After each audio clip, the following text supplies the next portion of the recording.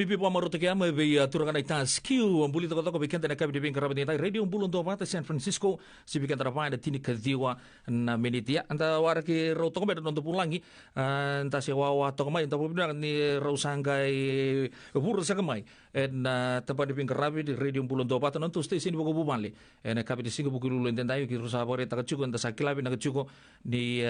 rauturang oso sara auto talaga di ngono rotiko bolikina en buni kan pakas kumuncu kan bitu tu to sar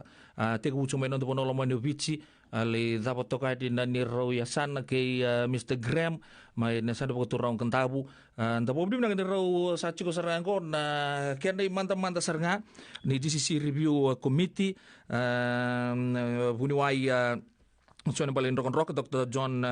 Baleidrokadroka pikenta aturaga na ita bakatang lakin wad na nugu kayo batay Mr. Leung na korbo turang mo ni solo na deba may kanta pambul tal chunga na juju turang may kruiso so na mumbula na ngode turaga na tira deba kena kena matu bali to sar bakatang lakin na non juju na turang na ita ro non to pulang juju bulan binaga jugo anti na di ro mo ibagarita ka jugo ni bia bora talaga na soko na non ro may pasok mo jugo tuku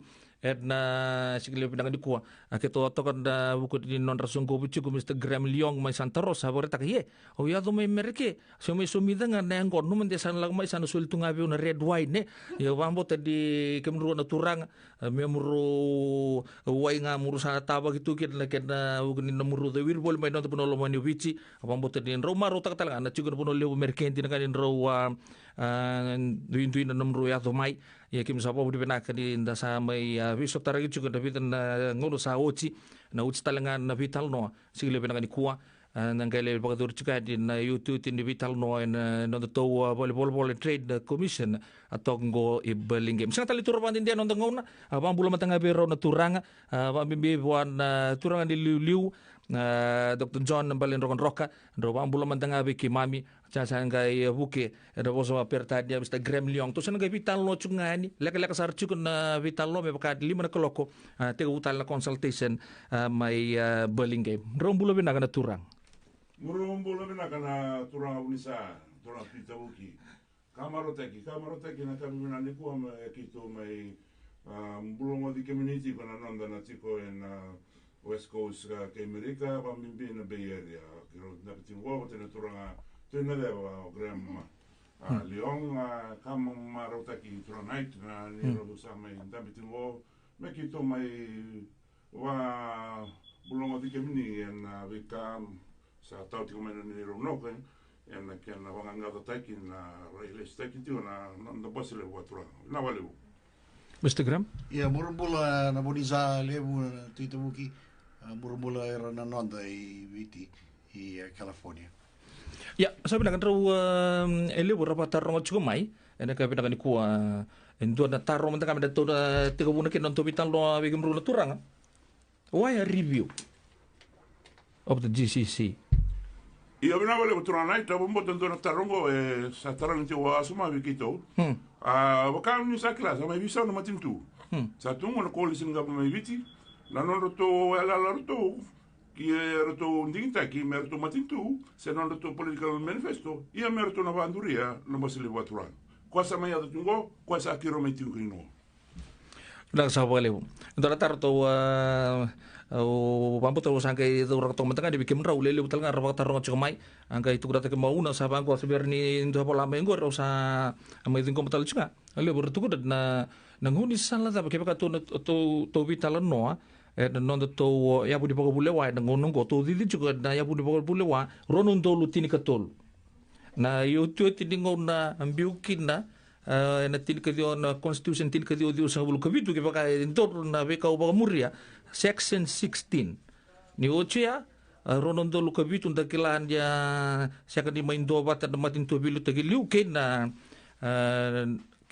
mbosili wa turang may ni may bakati ngui to kayani me to besar nga ni kena sayang may tiga buta kita lenggo ya ako sa borita ka chuko ronon to lutini katol oya da non to oya pun di baka pulewa tu ni kana be biso te kementenga will take 75% on the floor of parliament sanangay sangay beneficio te kini ya le burung ke patarong chuko na na kena mo indambe na mbosli voturang indambe na yabudaba na ngono para ramatiki me mat matele botuno chuko on to na constitution ko singa ni katakan na mbosli voturang yungo sa dabe telemai sir na vale voturang ita endo na taro ando na kawai endo na rai sa dabutiti wa wasuma mai kito na tikano ni sama ibare tatu io kamaro te kivi oni tikongo yesangu o kona ndauli lawa lebu o Graham Leung sibi mbeka ba samu lamba kina non na garabatu na bikamba tana lawa ni nonda bono e kila no na bi tabi o kondi na no turang na itango e na bikamba tana lawa ni nonda bono ba mimi mrati kenda kawite okay o sala soliti ona ani was se na musini was ngano wa mena ba madalkira. Thank you, Dr. Baleidrokadroka. Initially, the Great Council of Chiefs was established and recognized under the Fijian Affairs Act. And as you rightly pointed out, it was elevated to the 1997 Constitution and given constitutional recognition and supremacy. And when that Constitution was removed and abrogated following the coup in December 2006, you are correct. The GCC was disestablished, if you like, when that constitution was removed. And many have asked, how is it that the GCC sat in Bau more recently? The Great Council of Chiefs was restored under the provisions of the Fijian Affairs Act. And so that's how it's come back. And so this review will also consider what is the proper, more appropriate legal basis for a new revamped GCC to take place in the future. But even before the laws of England came to Fiji in 1874, our chiefs sat as a traditional body of leaders without legislation. So when we were in Labasa recently, I was asked, how is it can the GCC sit without a legal basis? And my answer was, Ovembeka nandondo, metaro viranonda turang maramabale, pero andambe mga matanga watikir, pero Veitalanoa takana vereso, yang ve kemi na levdi benua.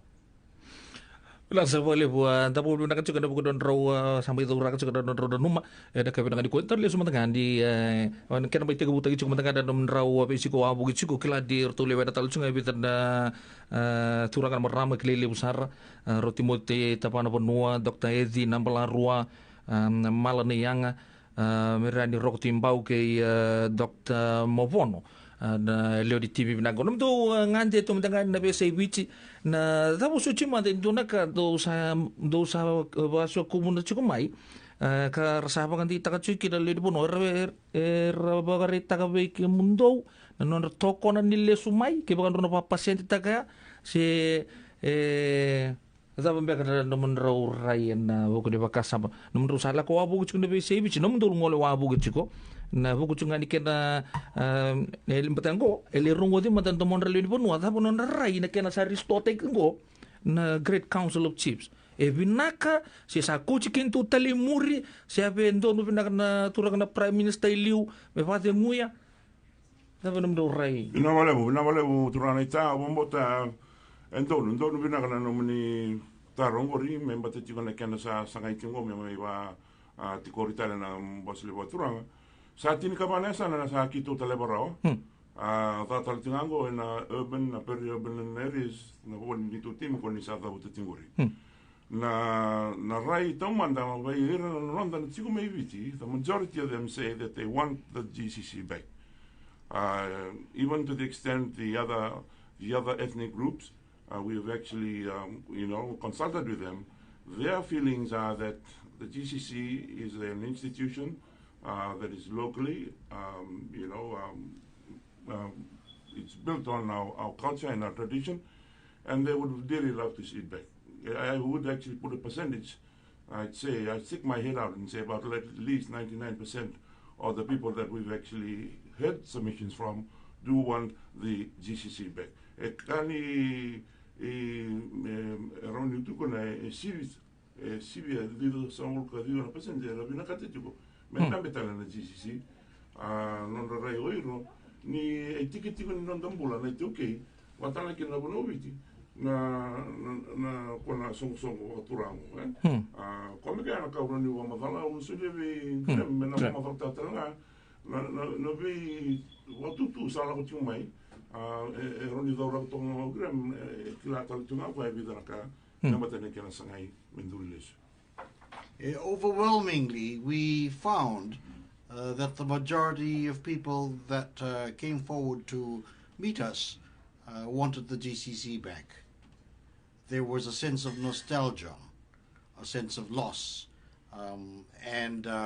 great expectations moving forward about the restoration of the GCC. But at the same time, I think there was also an awareness, perhaps a disconnect, that the GCC could have been doing a better job of letting people know what kind of issues they were discussing, what was the agenda of the GCC, how effective it could be made in the future, more effective. I think there's a hunger also and a desire for the GCC to play a far more robust role in the economic empowerment of particularly of the indigenous people. They want to see the GCC play a greater role in the custodianship and guardianship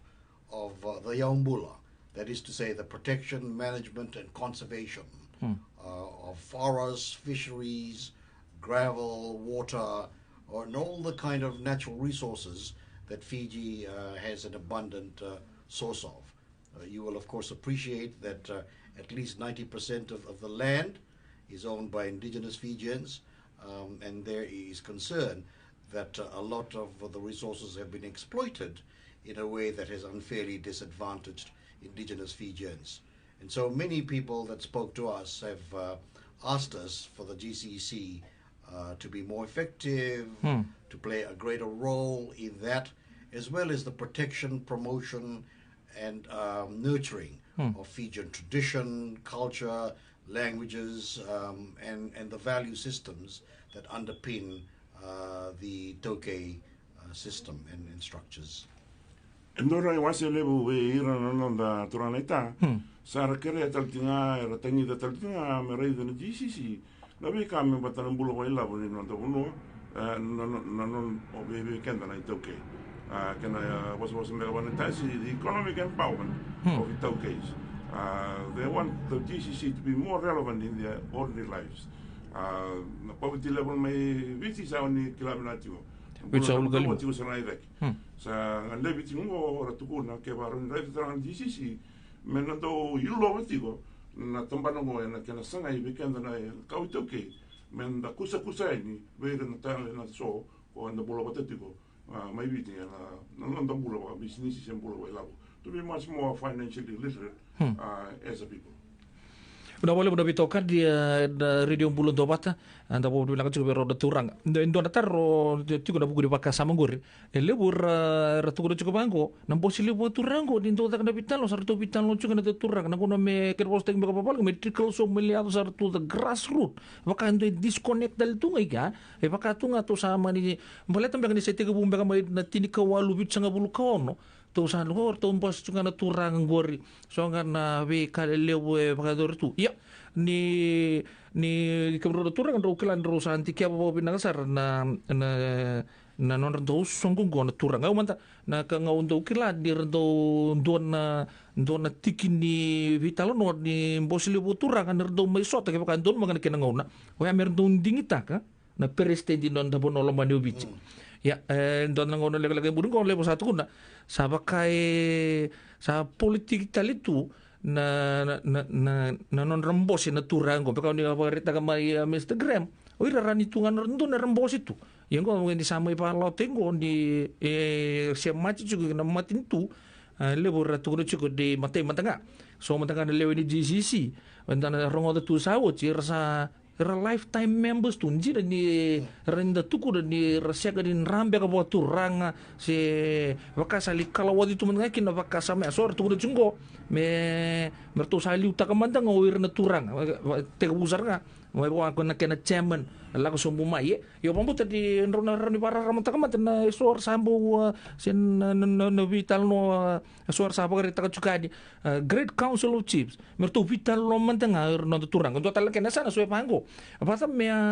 to turo manta ko malu ni taka cukonto na pandindikia itu ni but sang bulung pasyente non da cuku ragi pa turang simber mantanga ni rebagan ditak so tu bango wata merto la ko manda me vanti ta gitu to ko me lebih teman turango sanggai lain tambe nam bos li turang umbita madan bikin turang menrogai talo mantama ya so kana uno paki keli tu kena radio bulun Duavata na e kai bidang ni ko pamut ni ran ro bahara ram tiki mam tal ngamikin na turang vina vale bo na ta umo ta le busara vi wa ndilo ya tiko na kena duri na tabi me kani bos le turang menera kila mendera ile su na bos le turang na kena duri to manda anduri membata na kena sangai me roto soli sala. So it was firstly on an advisory role capacity that it was established. Secondly, goverto, let's say the mandate merto wasuka listal maybe kena le wanua. Non roto itabi merto soli an advice to the powers that be. So that is probably one of the weaknesses in the system. Levels are to nothing on the cable levels are in terms of reference to make it more relevant. Because other without mesona ka mesoli wana koko mesoli wana mesoli waturanga merani reto wasuka lai sumai be kenda na le no na dabo so ya to sa le wadoro se era mosetico whereas na kana karoni ka ni it was actually established as also a electoral college. Okay, so if they didn't have the, let's say, the mandate, merto wasuka lai stel me weekend na tu sarto ndabe sarto ndingitaka sa ko sarto ngaya. So na kara tu kuna tigori ngani no do elnak na kena sana vina ka tungo men ndambe tala mbosli waturanga ia men laurai ke va era ni wasuka ile stel maybe kimami kene ko ro me so tala ka to be relevant na mbosli waturanga men ambi wana no na say, let's say it's terms of its constitution or its charter or whatever kwa kito sangati ngo me kito reida me ra ni todo con na kena ndambe na mbosli waturanga to be relevant, to be fit for purpose for today's people. Right? Nana kakito sangati mo me kito na reida ni keba wanga ngado taki. And kena sangai me ndota na kena tubo bo member titulo mbosli waturanga. Otherwise it was always on being an advisory role, and secondly it was an electoral college. That was its main task. Okay? So the next, I suppose, phase of the mbosli waturanga kito sangati mo to be more relevant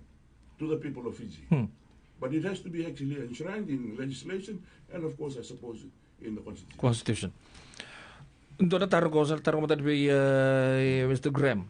In the past, the BLB was politically used to push one group's agenda, whoever is in power. How can this be avoided in the future? I mean, I think politics is endemic in society. You have politics in families. You have politics in the churches. You have politics in sporting bodies. So that is the million-dollar question. How do you depoliticize the Great Council of Chiefs? And of course, even all the chiefs themselves have political parties that they support privately in the ballot box. So that is one of the questions we have to determine to try and re-establish this GCC and, if you like, create a design which minimizes negative partisan political politics. I don't think you can totally expunge or remove politics from any decision-making body, because people will have their own political perspectives, they'll have their own political affiliations. So I don't think politics as such is harmful. It's when politics becomes a point of division or disunity because people are promoting a certain political agenda. Remember, historically, the GCC was not established to advance political interests. It was, as I understand it, a construct by our British colonial masters at the time after 1874 to make easier the process of governing Fiji with all its districts, with its geography and the outlying islands. At that time it was very difficult to travel. Transport, both land and maritime, was more difficult. So I think that's the challenge that we have today as the GCC. Yes, there have been shortcomings. To be honest, nobody is perfect. No entity is perfect. We can see with the American Congress what happened when Mr. Biden won the elections. We had people that were supposedly supporters of Mr. Trump invading the Congress and Nancy Pelosi's desk and so on. The hallowed halls of Congress were breached. And this is an established democracy, which is long-standing. So we have problems, and every society has problems. The GCC, being an instrument that's created by man, will have human frailties. What we're trying to do is to ring-fence the GCC in a way that cuts out this partisanship, the negative toxicity that sometimes happens when you've got partisan politics taking place. Because at the end of the day, and we're talking about the GCC, which was originally for indigenous Fijians, you have Fijians that support the NFP, you have Fijians that support the People's Alliance, and of course the Fiji First Party, and all the other parties. Bila boleh usar bikin bro turang dan Veitalanoa itu tolong sarang kita tu sini ngau lepas sabari tak juga doa ngau lepas ngau santa tapi kita tu Veitalanoa mampu tenin tu sama iba kilia tu ke sonda Veitalanoa anta apa boleh benak ni mati mandanga Rosilia non rongona non roa begitu na biasa bicara turang itu lewat na DCC review team ngau usapari tak kerana uji sini Veitalanoa tengah ngor sana ngol letal juga ni bukan di uti Veitalanoa Fiji Trades Commission's Office Burlingame and ends Bula Banda Bambu tapi kemudian lebih kadi lebih sulit sekali ngau ya kita sakit lapin aku kita tu kita ngau BR dan tentu lihat tak pasport kita juga lebih katu tu ya Burlingame yang nabi nabuno ya saya juga telah ada radio Bula Duavata rau di dan nanggai lai tomanir tu bukan di kena pakai komuni juga na Veitalanoa tu ko anda waktu rongir tu kina na leoni komiti pinakang ko sabenak nangun sana klan satu atau patalabay na utu ni bitana minutes non to Veitalanoa sa baso komunikate ko na Veitalanoa otia sana ngai dapat sana pakai dur do sana ngai lai dapat telet na kalaw katarapa sember di ke me rongo taleani o mo ni rau napakan di tanga manta weekend sa komunito to ko tinikapa wili kino Amerika so bola bola ni ko to nakatu di mail so taron kem ro bamba so bangana puno impromptu sessions no it's to ko dapat sangay no mundo itabital na committee ina wale motuna naita tau manda uru bina kata meno bareta ngo na kena sala ko ya ndo memuri ndo na matintu endingita ki ba democracy ni na kilabinati o community ngo America consultation of the people by the people for the people. Na kena do sanga imenduri bina kendo na matintu kara lewana na matin iraleni bonua kara waitabi kena matin iraleni bonua kara tiko na non relangande esa ulongi wata tiko bana lawa. Na kakito ngebe sangat ngo sa ho tingwe tin ka na nge matin consultation nge ta tal tiko kemini na leni bonua. Sa kena tiko bungo. Sana o tingo e vida tali tiko na review na takati o member tiko na lawa mara tika na ka wito ke lawa mara tangele lawa mara tiko na lawa ni tamo ga ito case na Fiji na Affairs Act kana ke tolu na lawa mara tiko na kana na wala vitara bono na act ni NLC Act so vida tiko na review na takati ko ngo mai no anda bono member tenga ni sa visa na matintu sa matintu ndi na democracy ko ali di tingo mai lue ruang na tamata ro lewa ke di tingo na lawa ko ke menina barongo tingo ke menina toko ni reto tingo ngo sange ko na bia democracy ba America ko da tingo ko menda la ko ndale consulte ke meni sana o tingo ngo sana ke ko ke na cabinet sarle mbosetal ke va sar tu bandonia na bibi sa ko sa kito na ba tututaka sana nge mbi bona ndona implementation committee sana no tu da ka mer tu mbita bona budget cycle ko ndre klabinati ko ele bona bibi sa wena sana itingo wena senator nga ndona budget cycle na bana sana bia ruwa se tolo budget cycle mengerani raw ke na bi recommendation ko tu menodak so this is just the first step in quite a long process of trying to actually revamp and re-establish the boss level watura Boleh besar vida talaga na taro leka laga cuma the chiefs and the BLV come up with actual suggestion of what sa ro somo chingo to economic empowerment, or will they be used only as an advisory or endorsement body. Wambuta Mr. Twinkle sa bore ni sa somo chimbe kana taro ya na kebina di kuwa kasa bore tak di na chuko talaga mesa kuwa di so naka so talaga meron to pa listu yang baka wambuta na sumbang di taro sa ni somo chikin na taro ya turkanita da kebina di kuntua talengo. Vata pernah ia Bula untuk natar lagu minggu, memang kan ger-ger kena nuku. Saat kibi juga nabi udiwai. Boso ela peta takiani, di sana nona juga leseni. Tapi nona wasi-wasi tau kini gele, bakal lagi nabi katu toko sarbaya. Ini kita Veitalanoa tak juga mesan terus di ni wirna kanta taleso satu wir ni lah. Boleh pernah guna retarong juga. Tapi para orang tak itu ngakin wir, kena sulle lesen nak kabar. Kita kisah juga kita ni tauki. Sabaka indutu na tamanim ba ibatu le wanta sangat juga menggale suli rom tengah mikir apa penting rendi road na baka deu teman tabale le biki ma bison roso man tabale le biki na tarong klan di sotal bangar tarong juga nam do wa begitu kan biasa bit na vale betul na ita ando na kawai lebu mai wana tinika vanessa na taro ni sami taro talkinga na kabina ni kwa na vi lao mbate tina ngele ni ndo no nona mainduri na matintu ne kona ngani mai na tena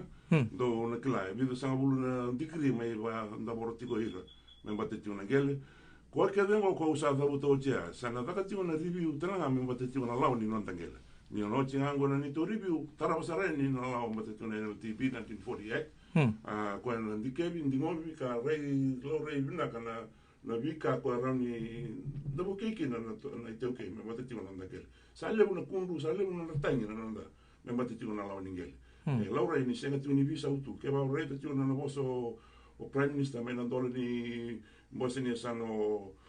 omba mai na bici na tao ni ko bosa tara tibu ko ambata ngele e sanai tu no tibu ko na bina kato ko me laura me na reform ta ki ke na law ambata ngele because this was all laws that were passed during the colonial era. It's time now that we set and did our own laws as a nation. La vole besar ke menurut turak untuk ada targo bo endo na tarro ke Roberto na GCC me kon dipator chunga ke review me biten to na law me kota le bogan to ngai kaombo kota le GCC isa ina ta go endo na tarro la tumingo do na kawingo kito sa ronga va ka wasma bona tin ka bana esa me ava bona ke na rusa bura so ra tukuna me ka ko talinga inda bo se wa kaombo kota ke na GCC sen linga o ke mini na taro tumingo ro ni sa mai kawai tu kina era kawai tu kina levu sara ve ronda mai nonda bala te ko me ka ko talinga me boko di le wandua na nonda bo se le watu udah sa bo le buan do na taro talingo o sa bebia do targo le reju ni sa pa ka ambulum bolu te ju ngono non ramate ne dorbo na korbo ga bici ni zaka uci na ve imbulu na ve ngoni somate bundo na ka na kiti tiko na bosi le buka turang na tiki noya do na kan taro chu me na vale buturana ita na ni rauti ko na bosi le buka mimbau levu sara na kawai ra kota te me nanda turang bali me bate tiko na kana boro kiti na lawa inanda vi korko sa do na watu tula ko me sa kaule si me na lawa itoke na kila binati na ngoni koloni Bula tu kena na loma ni mbai ni lawa ni toke dua ya so ratukuna tiko raturang bale me kaule stal me na kuita o kabuno bimba taki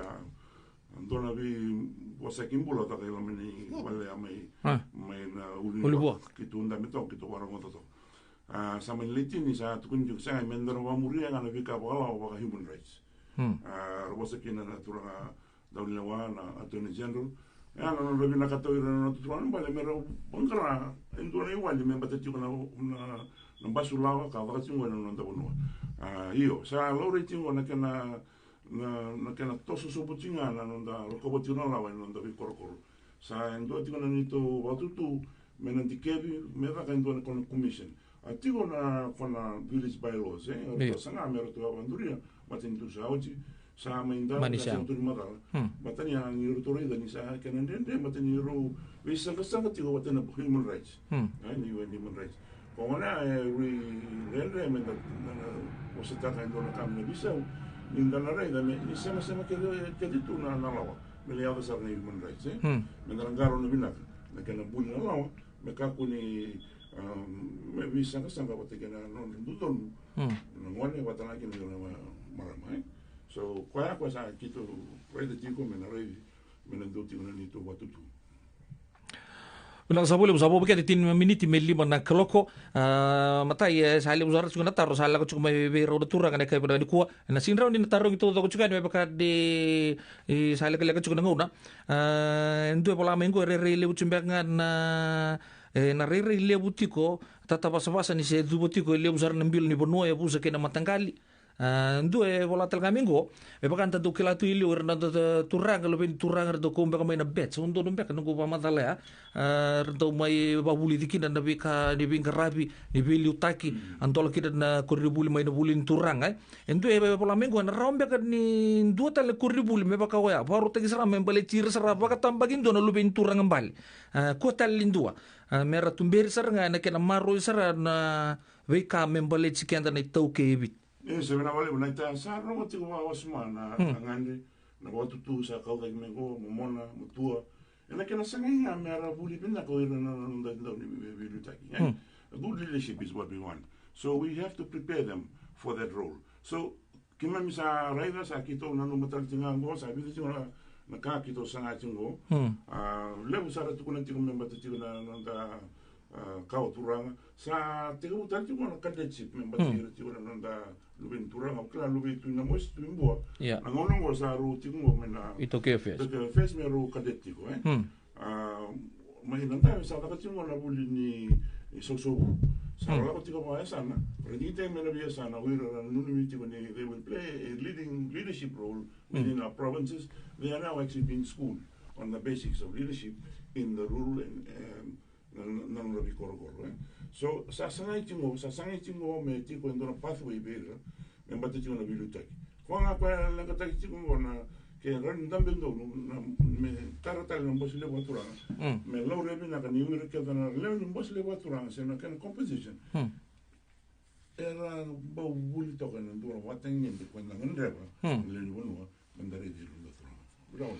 Bila sabule bu sa dona taruh ko leu tala santo bir tak ngamai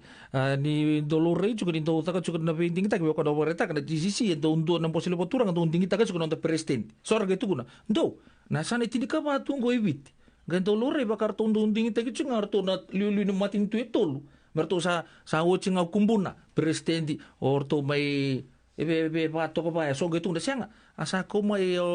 na turang na tuibu ta sarmbale asa go sa to tangi chumi to matali po ambondo na kena baka sa menrun te kisar na bugay bola sa te ke bunga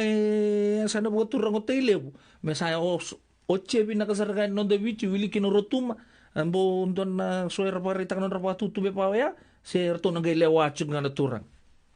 ndo na kaya na ngande bitaltinga me ndike na ke na binga vanga ya so ko ni same va uta dingo to sam na me nduri mana na bosile waturanga ya na ngite ko na ke na sending all these procedures na ke na tiko na chata ko ya na ngembuli au gombo na kanga nda mende me transparent me lo revina me matata weekend ndi taiti wata quando da mo America da kila ndo tamata sandi nda yo sa wa muri ndo kana gonsa kwa mai viti me nataka tena hapa nombo le watura ke mani wending takendua he is actually gone through the whole purpose or the whole the process of what is laid down according to perhaps the new revamped or re-established standing order procedures of the new GCC menanda una kana ngonsala me rending itai Pina boleh besar turkan barang baru kena boleh pambuta sa tuna round up takon untuk Veitalanoa ka di bingkar batintai cukup tali tubu bira udah turanga Mr. Graham Leung antum pangan nomor cuci ni tugu sembaran ga indo cuci di tugu wat liu nonto review team casan ga itaba ke nonto Veitalanoa ka bidang niku. Thank you. Expectations are very high about the GCC coming back, but at the same time I just wanted to say that we have to be a little realistic and moderate our expectations about what the GCC can achieve. The GCC does not have an operational arm at the present time. It does not have a permanent secretariat. It does not have a permanent budget. And the GCC can't solve all our problems, and it was never meant to solve all our problems. Whether it's discipline within the family, that's for the family to work out. So I just wanted to leave with the parting observation that it is important for a lot of people to have the GCC back, but it will not be the cure for the many problems that beset our country and beset the indigenous community. Thank you. Turanga tanto reo tutu muni tukutuku na ka vina ni ko. Ia, o vina katanga ke varoni wa matata te ani ve kimini. Na kena sanga ingo menduri na GCC. Levu randu wandilo etiko ni this is perhaps a racist organization. O vina kata mo tukuna ve kimini the United Nations Declaration of Indigenous People 2007 has in fact stated there under 46 articles that it is the right of every indigenous people or group of people to actually have their own institutions. That is, I think, Article 5. E senga ninga I tikotani mai na human rights ni Leung Vanua na indigenous rights. Rosalawata tiko. Na lebura tukuna tiko ni do sambuleta ni wale sotanga lao membati kemini merani sulebe kemino na advantage. E senga. E tukuna tiko na United Nations Declaration on Indigenous People that actually goes hand in glove. E Rosalawata tiko nandodonu. Weekend na kauitoke. I think there's about 400 million of us all over the world. Kwamba ngaya na kaubi na katamo kila na kasa sanga itungo e singa ni baka menda le mbule taliti le vida na lao memba tikenda senga e sala wateta litinga na United Nations Declaration on Indigenous People matarake na ILO 169 on indigenous people, International Labour Organization. So we're going according to actually international conventions and declarations. Like I sang in moment during the GCC. Na sa boleh usaha ko ando Veitalanoa ka birani ko kimro turanga bagun to tale na bu bale le radio bulun Duavata ada bu chobi kem raw na bago benaka kila di raw sa le usara bi bonon raw ngoli kina wo talen go indua wo chan raw sanang ngoli sendi pici kima bisa masula ka tu na bu bale le ngod na kalunga tsaka juga na nom raw ping karabi katala kin le ni committee na lai zabo binaka sar na nom raw pa su komuniti juga itu tu member le chicken ni to okay anda kila ni antona gona mai dataro bitue na buku de bakasabon na ramposi pator na turanga sa tiga butalengo weekend talanga na biokani upambuto di intana toko na bina kachunga na rota katakas kan batala puno talero na tosuki na so targo mai na ngole talbe ko Australia kerto na matimi ya na puno matangaro na thaba kina na puno lebo merke se o bina kata mo wa bina ka tronita